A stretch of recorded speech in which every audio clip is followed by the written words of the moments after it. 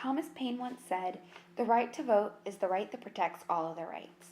Thinking about this, it amazes me how many people don't vote in their local elections. Oh. Local elections can decide things from like Colorado legalizing marijuana to things in your city like having gas stations in your neighborhood. So vote in your local elections. They're really important. Elections here in Cedar Hill happen the second Tuesday in May each year. Officials are elected for 3 years each, so it's actually pretty long term. Mayor Frankie has been mayor for 17 years and is up for re-election in 2016. I know that he is very active in his community because I'm on the mayor's team council. The people we interviewed, Jamie McCain and Robert Riggs, are great examples of how local officials can be active in their communities, as you'll see in their interviews. There are three main things we vote for in a city: our mayor, our city council, and our school board, which is also our board of trustees. There's also little things we vote for, like bond packages and new schools. Hi. So let's start with your name. Okay, my name is Jamie McCain. And what do you do involving the city? I am on City Council here in Cedar Hill. So what does that entail? City Council and the mayor are a group of 7 individuals total, so the mayor's 1 plus 6, who oversee the policies of the city. So they're elected officials. They don't get paid at all. The mayor makes $1 a year, and city council doesn't get paid at all.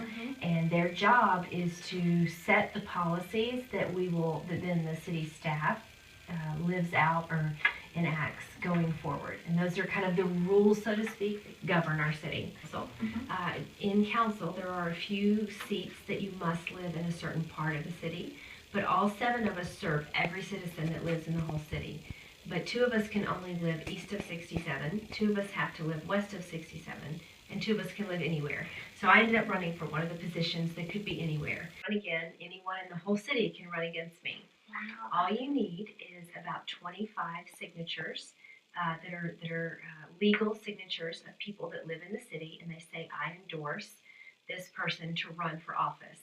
So you go around and you get those signatures. You have a few weeks to gather those. You turn them in officially, and then that's how you get your name on the ballot to run. After that, we draw straws to see whose name is going to be in order on the ballot, first, second, or third. And then you have about 90 days to get the word out. People can give you money. They can give you up to $250 towards your campaign, but you have to keep very close records of who gave you money. You have to put all their information down. You have to put down everywhere you spend it, which is really funny. I was the first person to run who asked how I reported a Groupon on my spending, because I don't think anybody had done that before. And so then you begin to just show up at events, call people, knock on doors, attend festivals, attend different things like that, and ask people if they'll vote for you. You design signs. You get someone to help design a sign for you. Sometimes you have a slogan. I started a Facebook campaign. I was one of the first city council members to actually use Facebook as a way to get the word out. Not only is it effective, it's cheap, and that's very nice. I like cheap, so that's been a lot of fun. If there was something you could change about the election process, what would it be? Let's see. I think we don't quite have enough of debates and enough opportunities for the candidates to really say who they are. Many citizens say we don't have a newspaper, and so you really don't have a platform. A few times there's some local papers that will interview you and things like that, but it would be really neat to have an opportunity to really hear what candidates would want to do and what they would say. Some other candidates wish that people could have more money donated. $250 isn't very much money to give towards a campaign, because they can get pretty costly. Yeah. They can cost thousands and thousands of dollars. So some candidates would like for that money to be a little higher that could be donated per person. So why do you think it's important for people in the community to vote in local elections? Because I heard the turnout isn't very... It's very low. So in a city of 46,000, I believe I got 800 votes. Wow, and that was 76%. Yes.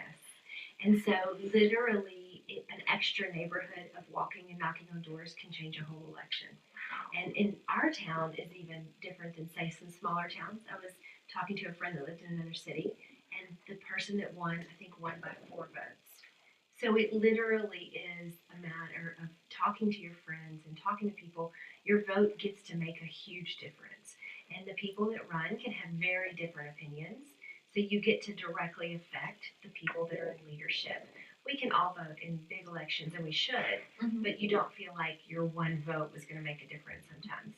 But when it comes to a city election, it can come down literally. I think I figured out every 10 votes raised a percentage point for me. And so I really was out there counting each and every person. I would call them the last day, because you can get a printout when you're in early voting. 2 days after every election day, you get a list of everyone that voted. You don't know how they voted, but you know that they voted. So I can see that Rachel voted. Well, I can say, well, I ran into Rachel at the grocery store, and she told me that she would vote for me. So I would count you as a possible yes. And so every day I would pull out my Excel spreadsheets, and I would categorize people, and I would sort it out and try to figure out ahead of time how I was looking. And I'd send a list to my friends and say, do you recognize any of these names? Oh yes, I saw that person. I know they voted for you. And so and you go into election day with about 2 weeks of data to work from, and you know who to call and say, I haven't seen your name on the list. You need to vote. That's amazing, and I think that's a great way to end this interview. Thank you. Absolutely. Hey, how are you? I'm well. What's your name? My name is Robert Riggs. Hi, Mr. Riggs. It's an interesting process. I'm not one, I have never run for public office before, so this was the first time I did that. And it's a Dallas County election, and so there are rules and requirements there, but the first step was a orientation meeting that the school board had to explain the timing, the deadlines, the filing dates, all of that.